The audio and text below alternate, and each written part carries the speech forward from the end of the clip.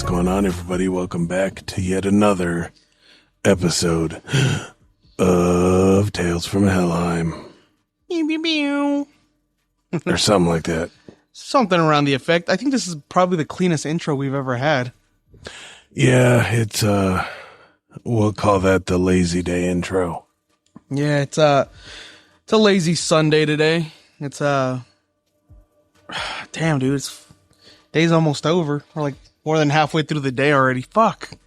Yeah, weekends don't last long enough. No, they do not.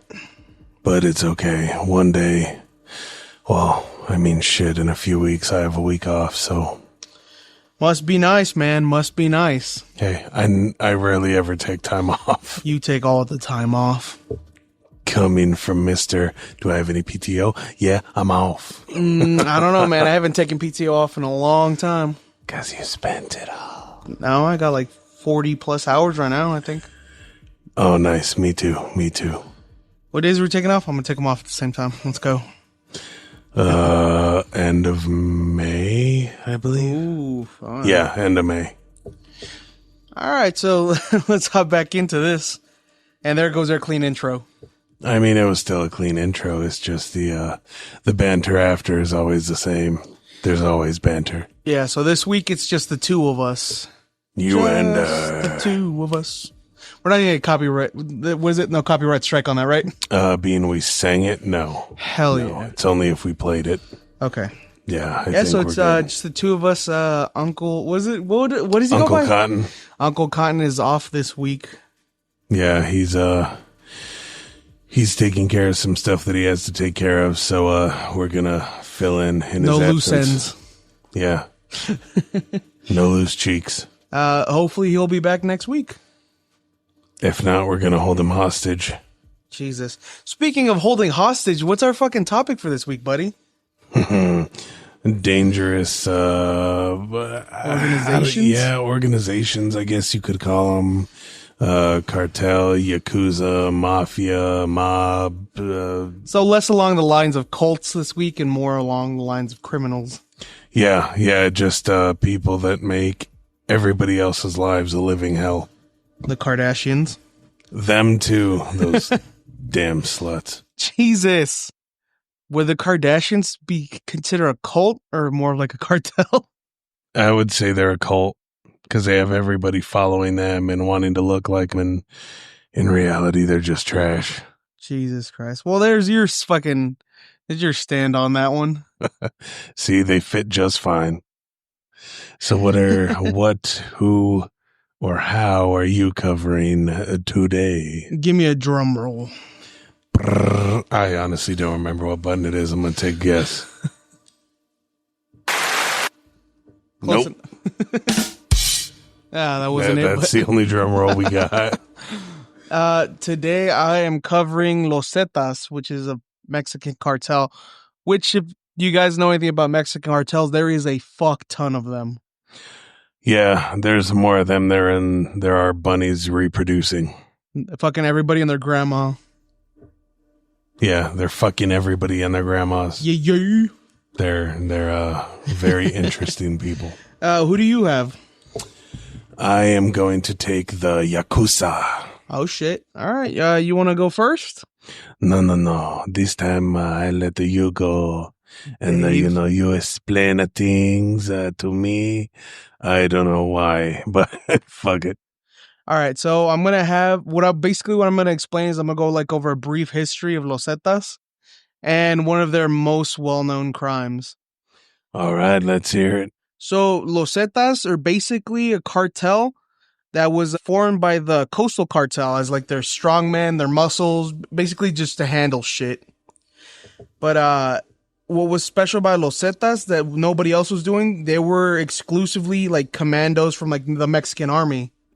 Okay. So I believe it was 44 original members. And all of them were like ex-military, ex-cops. And they ran everything like very fucking efficiently, like the military. They actually had training from Israeli like military forces and American military forces. So that's an interesting mix. I wonder why Israeli. They be fucking people up, buddy. They be fucking in Mexico. Yeah, so they originally started as like the fucking strongmen for the Gulf cartel. But then as their ranks grew, they started adding more people to their cartel, their fucking Los Zetas. Right. And they grew with more influence in the Gulf cartel at that point. So then so what they ended up doing is the Gulf cartel try to like strong arm them and be like, hey, just know your place. Remember, you're in our cartel. Yeah. So they split up, and then the Los Zetas started like settling in more with like the Sonoran cartel. Okay. So that was the major rival for the Gulf Coast cartel. So basically, what they did is they started a turf war by trying to control these military guys.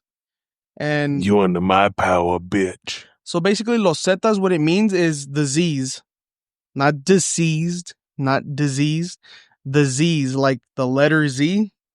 For those of you in other countries where this makes sense and it doesn't here, the Zeds. The Zeds. Yeah, because there was 2 rankings for the police codes. So the original first commander, his name was Arturo Guzman de Senia. He was like the first member. His code was Z1. All right. So he had the Federal Judicial Police Radio Code was Z1, which was his, and it was basically just a nickname given to anybody who was like a higher ranking officers in the police codes, because the people, like the police officers that had federal judicial parole, like police officers in Mexico, they are known as the Ys or the Yankees. And any of them that have federal judicial police, love that. Yeah, who the police who were in charge of the city were called the Zs, Los Zetas. So basically, every of the original member, they were like Z1, Z2, Z3, all the way down to Z44.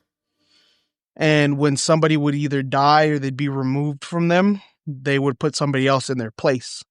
So think of like Kingman, the movie. Do you know how it's like Lancelot died, so they put a new Lancelot in there? Yeah. Exact same thing, but with disease.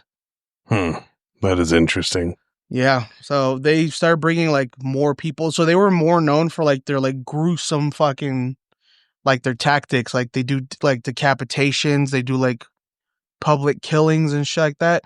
And that's where most of like the major like cartel members, those dirty members, the different cartels started like adapting and like taking over their tactics, because it was like so fucking like, it was so gruesome, dude. Like they knew what the fuck was going on, and that's what gained them respect. But like, who the fuck else is going around murdering random people? And ISIS. Yeah, so they had their hand in a lot of shit, dude. A lot of different pies.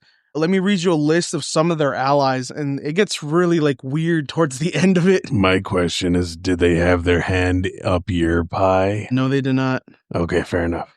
So their allies were the Tijuana cartel, the Juarez cartel, the Ningrates, Los Mazatlanes, the Barrio Azteca, MS-13, Texas. Those guys. It gets weirder. The Texas Syndicate, Gangsters Disciples. The fuck? I'm going to save this one for last. The Office of Enviagado, La Línea, Hezbollah, Sicilian Mafia, Camorra, the Cartel of the Sun, and the biggest one that threw me off, I was like, what the fuck? The Triad.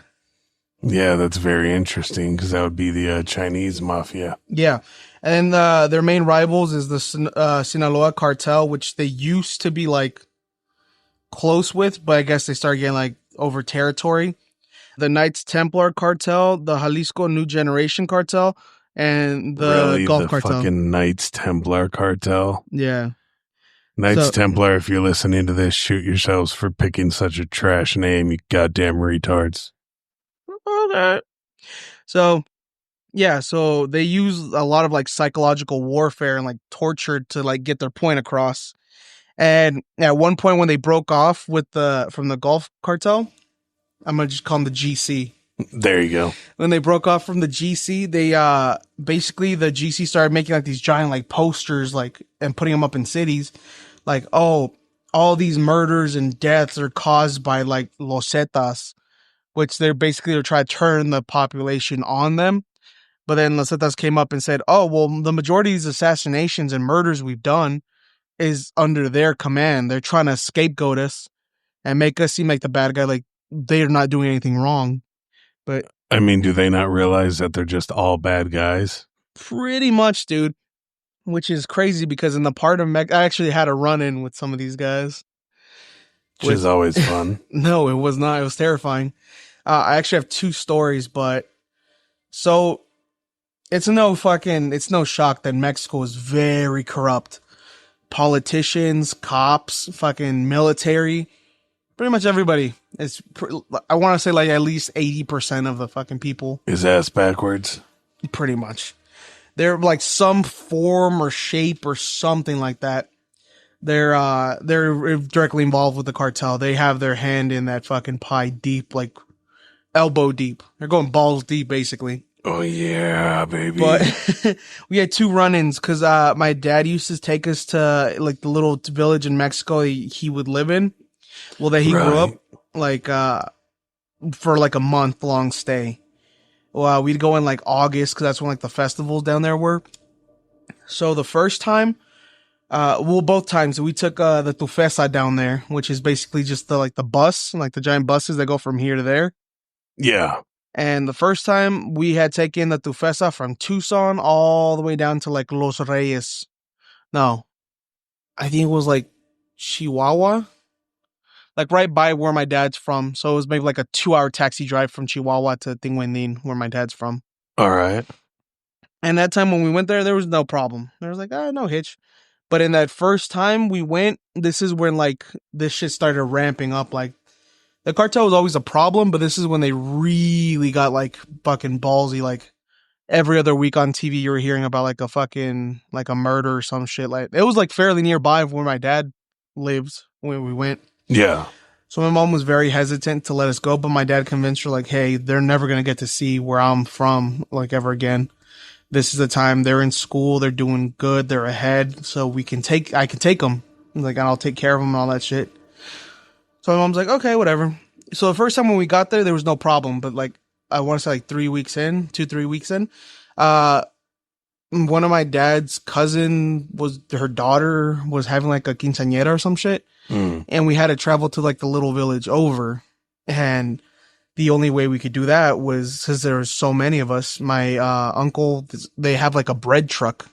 Yeah. Which is basically just like a little tiny truck with like a fucking, like a giant camper in the back. And we'd all would stand in there.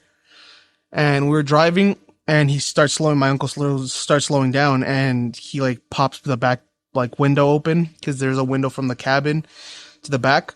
Yeah. And he whispers something to my aunt. And she's like, all right, everybody stand away from the little window. Like, don't go near there. And my dad's like, what's going on? So she whispers to him. And I was like, fuck, what's going on, dude? So then everybody's like starting to panic. And then my dad's like, might as well just fucking tell him what's going on. And she's like, all right, nobody panic. We're going to get through it. It's fine. Just as long as nobody does anything dumb. So basically what there was Los Zetas like a retén. So basically like a blockade. Yeah, roadblock. Basically. So that's what they're doing. They pulled over a car and they're like getting people from that car and putting them into their trucks. And my dad's like, don't make eye contact. Don't look at them when we pass them. Just keep your head down. Like, if you don't see shit, the better. I was like, okay. So we're looking down and I kind of like side glanced when we were going past it already. And yeah, they were pulling people out of the car and they're putting them into their cars. And then one of their guys jumped in the other car and then they took off. I was like, did somebody just disappear? I was like, oh my God, did we just fucking witness that? And my dad's like, all right, whatever happens, don't tell your mom this ever happened. I was like, I don't think we ever told her. Like, even till now, I don't think she knows. Yeah, I mean, I still probably wouldn't tell her. Yeah, definitely not. But that part is like, that part of that town, it's like what is it called? The Policía Municipal, which is basically like the military police that they have in the little towns. They were like overrun with like corrupt like cops and shit. So they would let Los Zetas come in. It was Los Zetas en la familia Tinguindina or something like that. Tinguindin familia or some shit like that. It's 2 different cartels.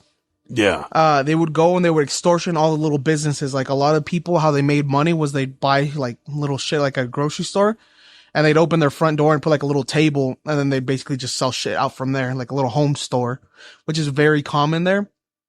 So they were going around and they're charging people like, hey, you're going to pay me $50 every month.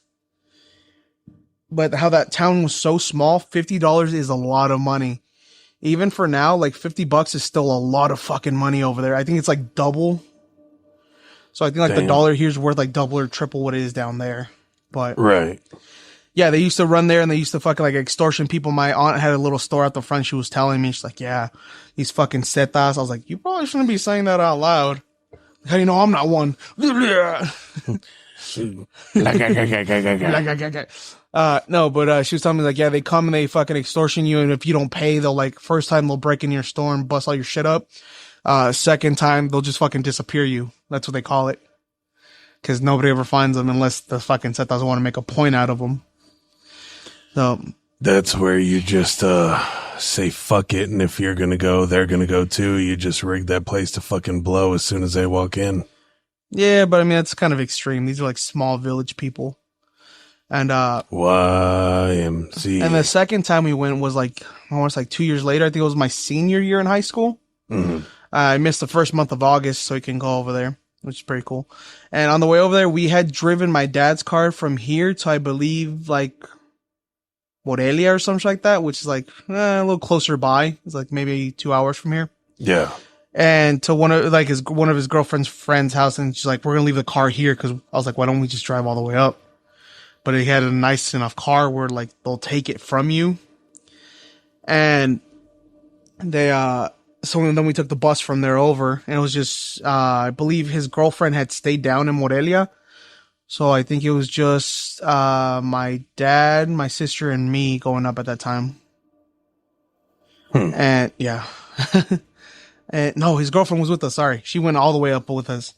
And we went up, and then like halfway through, like we're maybe like 4 hours from my dad's little village. Right.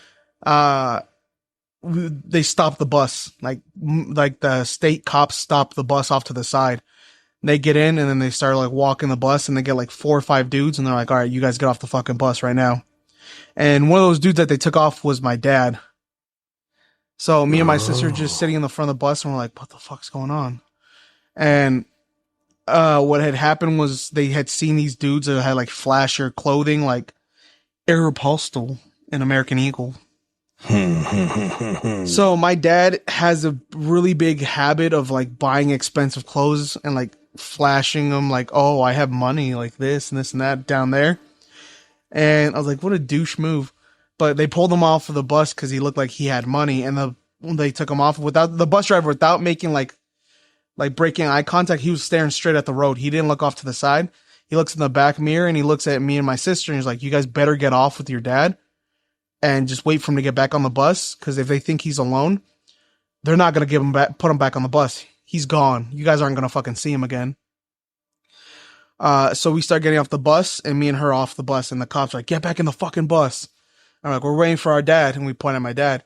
It's like, and they told us like, we're not going to tell you again, get back on the fucking bus. We're like, we're not going to get on the bus without my dad.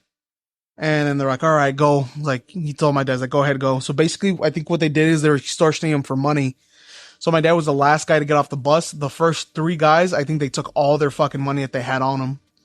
And damn. Yeah, so that's why you don't travel with a lot of money, and you don't travel flashy looking, or they're going to do shit like that. And then, which was terrifying, because my dad's like, oh, no, it's fine. I'll try and reassure us. But you could tell that he was fucking terrified. And I know he told my aunt when he got there, and they had like a talk about that. But that, like, the cartel was a big ass problem down there, dude. But yeah, that was my run in with Los Zetas the first time. The second time, I believe, it was the police that worked like with them. But like I said, everything's really fucking corrupt down there. And then halfway through that trip, my dad's like, all right, well, I'm going to go, me and my girlfriend are going back to Guadalajara, which, like I said, is like 2 hours. Like going from Guadalajara to Tinguindín is 2 hours. Right. So it's a 4-hour trip. And he left us alone in Tinguindín, like his little village. And yeah, my aunts live down there, but It was just me and my sister in the house, which is scary within itself because his house is right next to this giant ass park. And right next to that park, like right behind it, the park's like, I want to say like 6 or 7 acres. Yeah. Right behind that park is where the cartels run drugs through. So he left us alone in the fucking cartel territory. And me and my sister, we didn't think anything of it. Like fucking dumbass teenagers were like, let's go to the middle of the town and go get some burgers and some drinks and go maybe a scary movie. And we go and we're like, let's try to walk down and see if we can find this place. Like it's a little fountain place. Yeah. And we walked and we got lost and then we walked back and then we're eating. And then I think my aunt scolded my dad about that actually. So I remember her yelling at him like, how the fuck are you going to leave the kids alone? And they're like, they're grown. They can take care of themselves. I was like, you fucking dick. There's a cartel right next to us and we're living in a fairly nice house. Like for Mexico, his house is very nice. Yeah. Like, I don't want to get extortion because I got like 6 pesos right now. Extorted. But yeah, I'm sorry. I went on a tangent there, but I thought it would be cool to share my story with that. But I'm going to talk about one of the most famous Zeta murders of a celebrity. So the celebrity in question is Valentin Elizalde, which they call him El Gallo, which that's the rooster. But Valentine Elizalde for my such a dick. Valentine Elizalde for my non-Spanish speaking people. There you go. He was a regional Spanish singer, so he sang like. I thought it was actually pretty good. I'm sorry, I have my headphones in. That sounded fucking badass. Nice. But yeah, I mean, I showed you some of his music this week, and La Papa, that song. That's your new theme song. But I think he was only 28 when they fucking killed him. Damn. But he played a show in Reynosa, Tamaulipas, and they told him not to play there. And he had told his mom, like, I have some concerns about playing here, but my cousin already took the booking. So he played the show, and people from the golf cartel, like one of the higher up bosses there, he was in the crowd, and he has a song called Para mis enemigos, which means for my enemies. And what that song is, it's him on a 3-minute track talking shit about the Gulf cartel.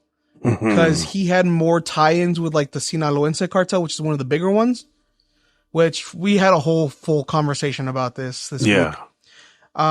My fucking belief is if you're a Mexican singer, you have about 6 good years to enjoy your fame before you either accidentally kill yourself, you get disappeared, or the cartel kills you. They do it for you. But this man chose to not only sing that song to start off the show, but also to end the show. So what a lot of people think, there's a couple theories here. There's 3 that I'm going to go over. The first one was him playing that song was basically just a giant fuck you to the cartel. Like, I can do what I want. Right. Which comes with youth, because he was, like I said, I think he was only 28 when they killed him, 27 or 28. But this man was so ballsy, he not only opened the show, he closed the show with the exact same song they told him not to do. So the cartel, they got Los Zetas to carry out the hit. And they shot his vehicle up. So he was pulling out. He had like a black SUV. And in that vehicle was him, his driver, his assistant, and his cousin, which we'll circle back to his cousin later. So they shot that car up 70 times with 20 of the bullets hitting hitting Valentin Elizalde. Yeah. And he's dead. There's like pictures of it. It's fucking gruesome.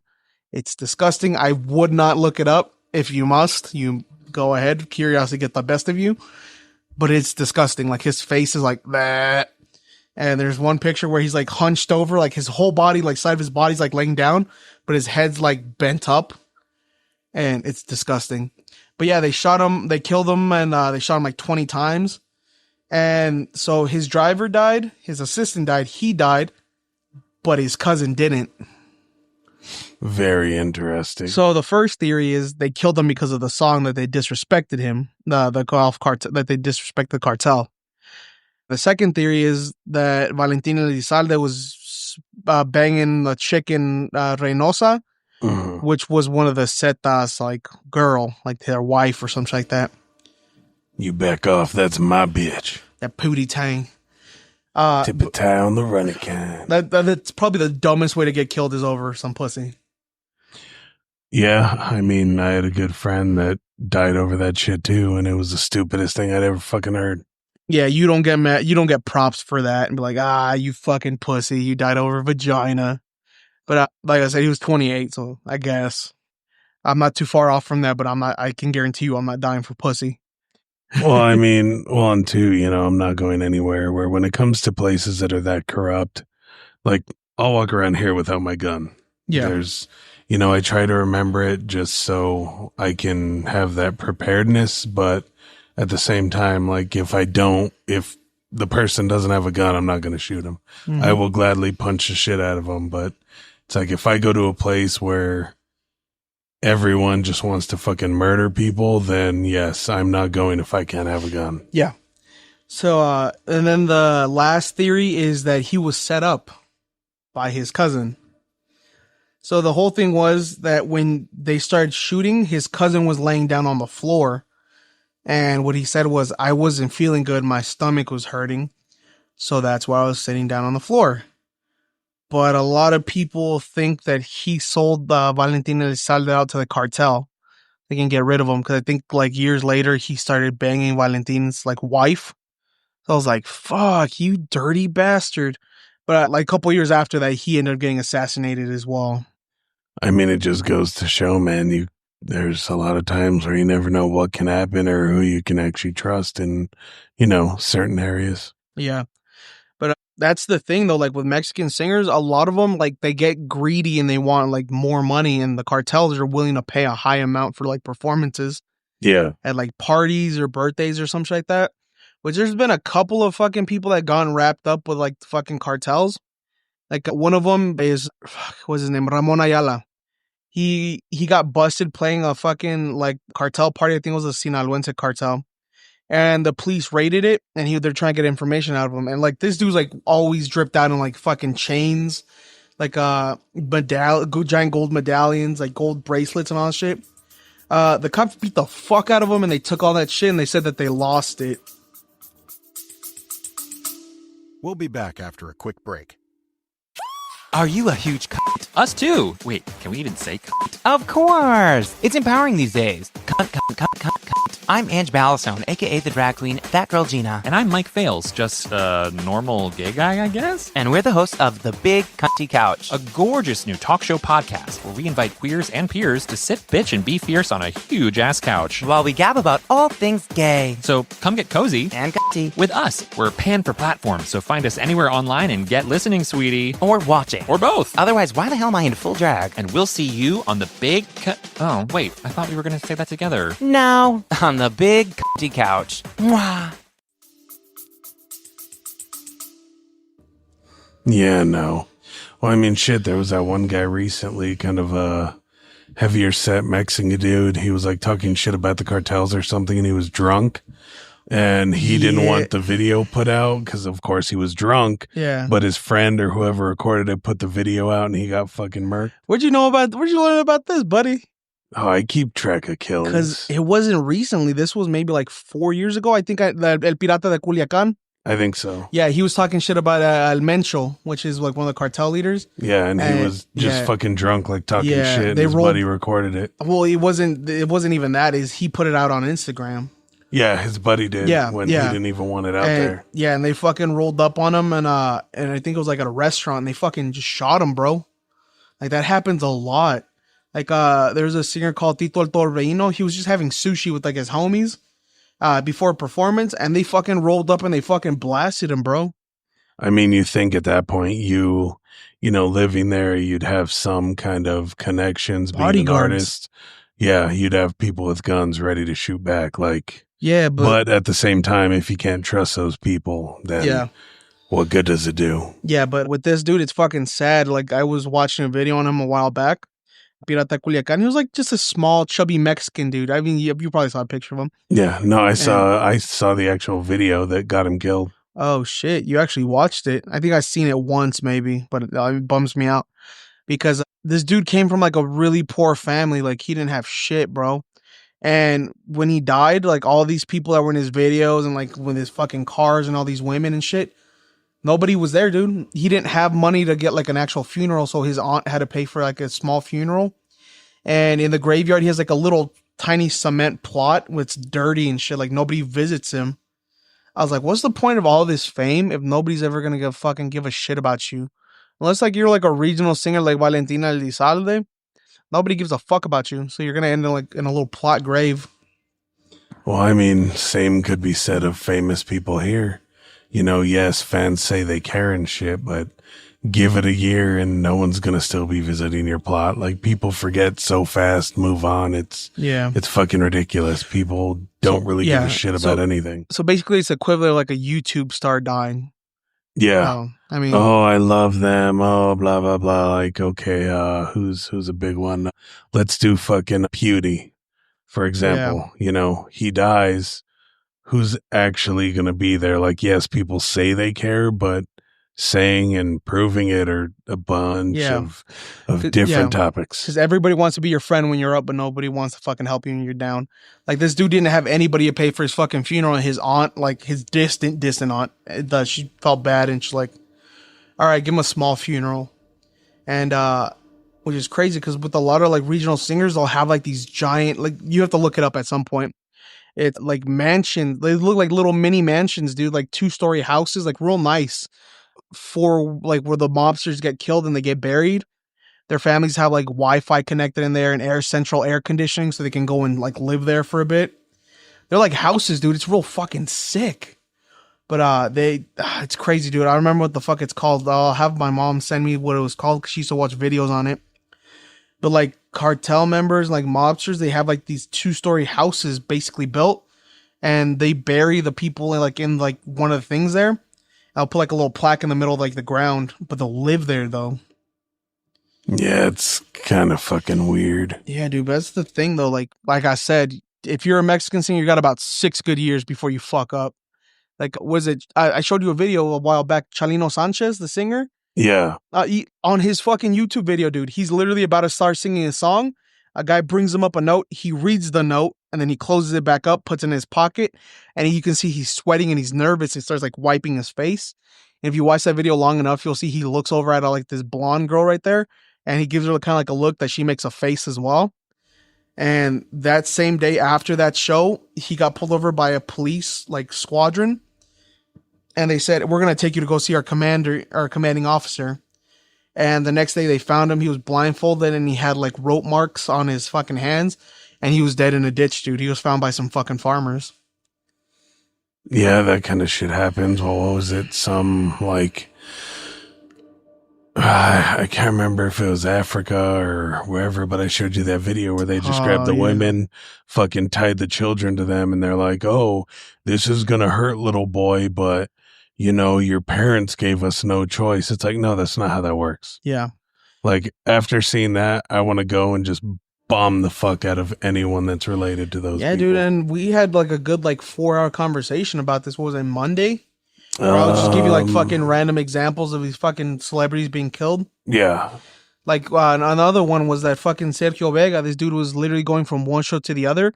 He was in a red Cadillac, and then a car tries pulling him over, and like they're bumping into him and shit. And he's like, "Oh fuck, they're gonna try to kill me," because I think he did like a show for the cartel or some shit. Yeah. And they eventually got him off into like a shoulder of the road, and they fucking shot him point blank. And him and his passenger, his passenger played dead until they left.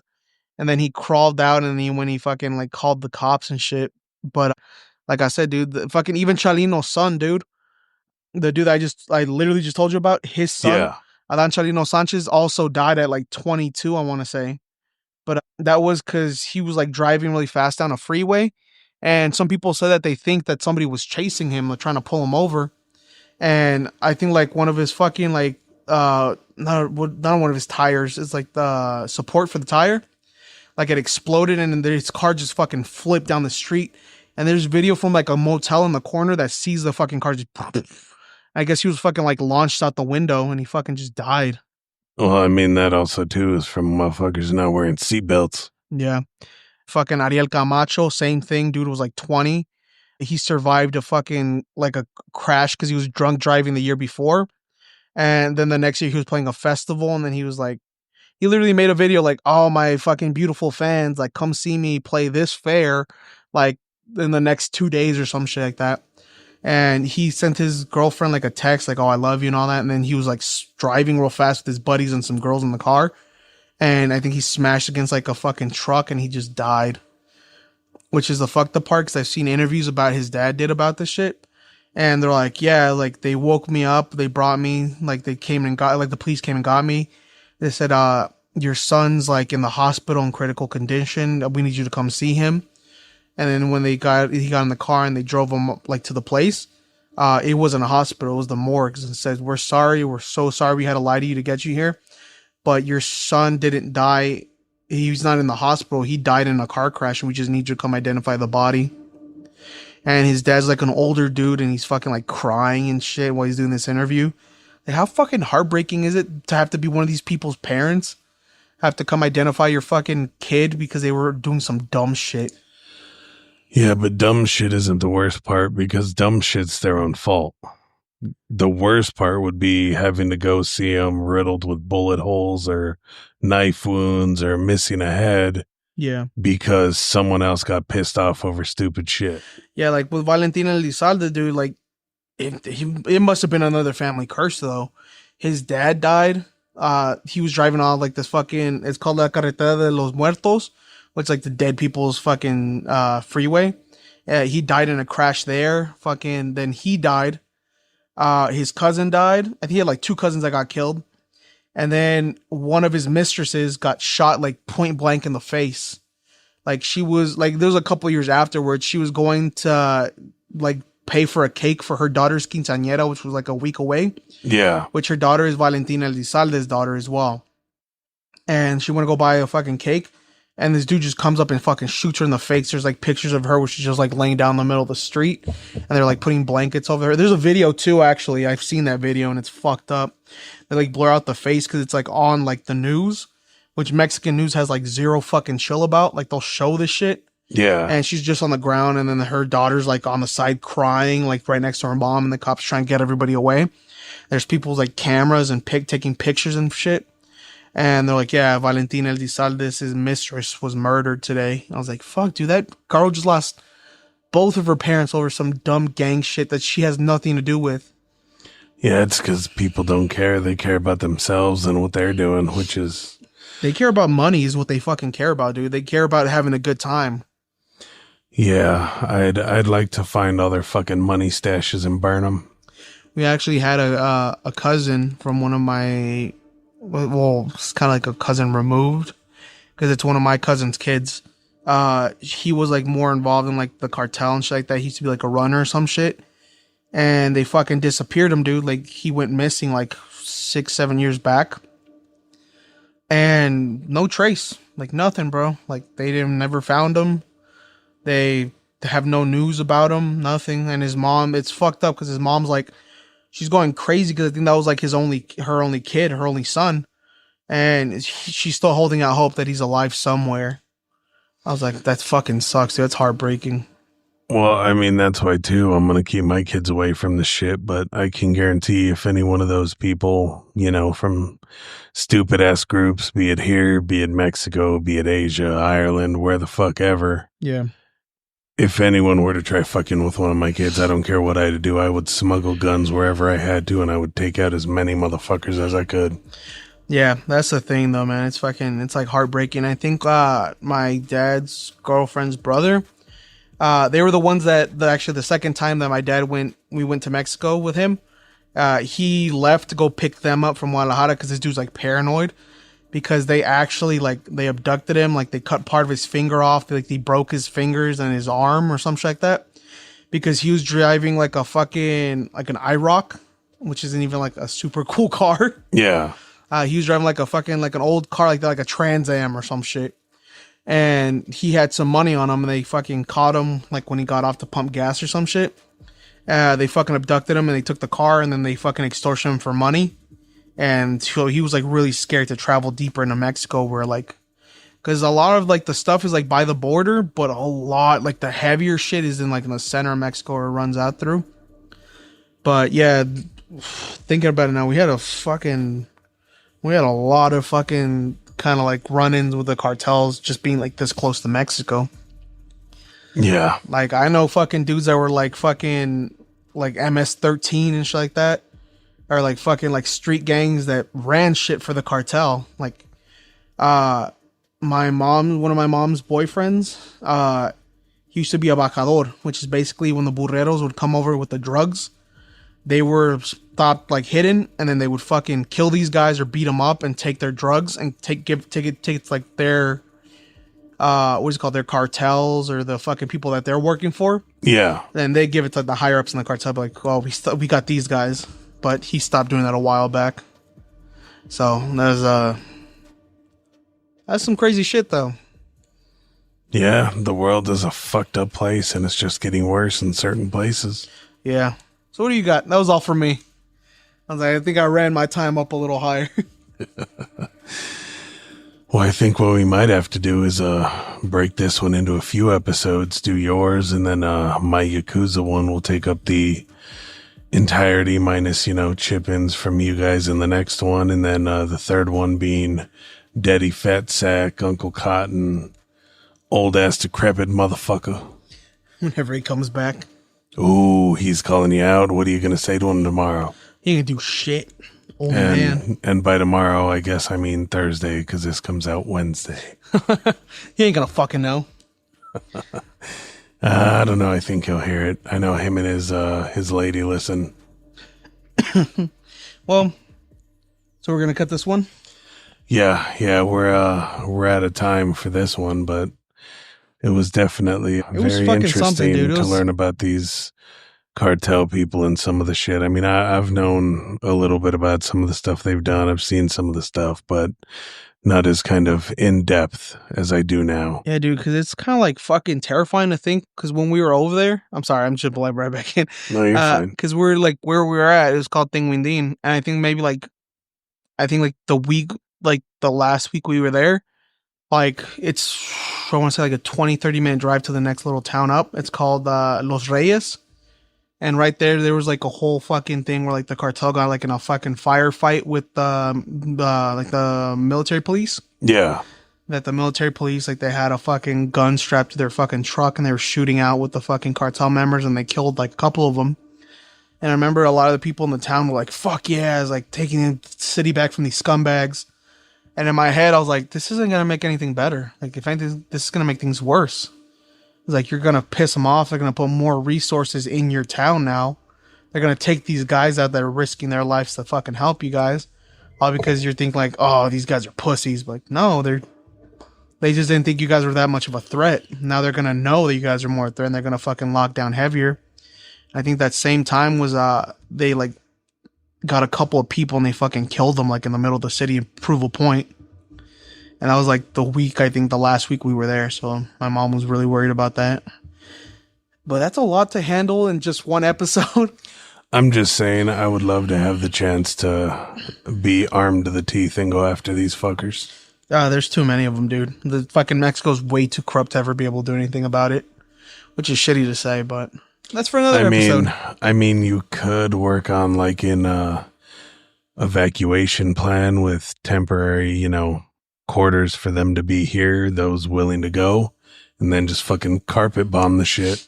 But that's what you don't understand, dude. The cartel isn't just Mexico. The cartel is in the United States as well. Oh, I know. We'd have to weed them out here too, but it seems like too much for the U.S. to ever want to do. Like, they don't even fucking want to handle the good guys that are here.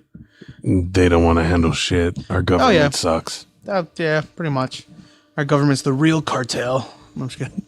I mean, yeah, that's kind of true because they're corrupt as fuck. And I mean, me personally, everyone comes, oh, America, it's so great. I've been to other countries, and so far the 3, if you count briefly going into Mexico, like border town where it was kind of nice when I went there. But if you count the 2 where I actually went and spent time, then I'd say they're way better than the fucking U.S. Sorry to tell you guys, but the U.S. kind of fucking sucks. Yeah. Like, I got way more fucking stories about, like, cartel shit, like, related in my family. But, I don't think we have the time for that right now. Well, like I said, we'll see how long the next one runs, and we can add some more shit in there. Because I know the Yakuza have some deep roots, and I've got plenty of notebook paper. Yeah. Well, so that's all for this week, folks. Make sure that you follow us. Like us, give us a comment, talk to us. You know, we got Discord. Come and say hello. Check out Don't our be TikTok. afraid. Yeah, you guys can even check out our TikToks and get Yeah. little previews of the episode for the next week. Yeah. So we appreciate you guys. We love you, and we'll see you next time. Bye-bye now.